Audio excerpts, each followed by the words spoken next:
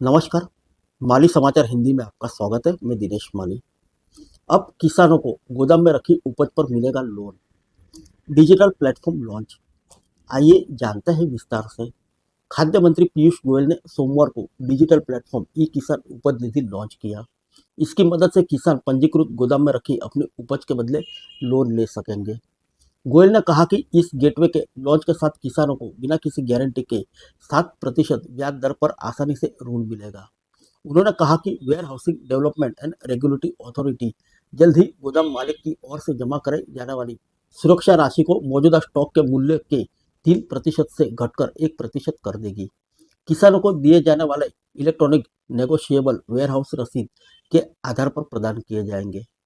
वर्तमान में WDRA के तहत 5,500 से अधिक पंजीकृत गोदाम है, जबकि कृषि गोदामों की कुल संख्या लगभग 1 लाख का अनुमान है।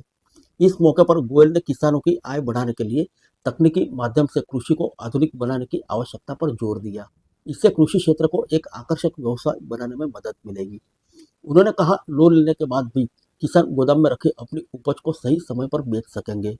उन्होंने अपनी फसल संकट में बेचने के लिए मजबूर नहीं होना पड़ेगा। डिजिटल गेटवे पर शामिल बैंक किसानों को ब्याज दर और ऋण राशि का विकल्प देंगे। मंत्री ने कहा कि सरकारी क्षेत्र में दुनिया का सबसे बड़ा अनाज भंडारण क्षमता कार्यक्रम शुरू किया गया है। उन्होंने WDRA के सहकारी समितियों की ओर से स्थापित गोदामों को बिना किसी शुल्क के पंजीकृत करने के लिए कहा है।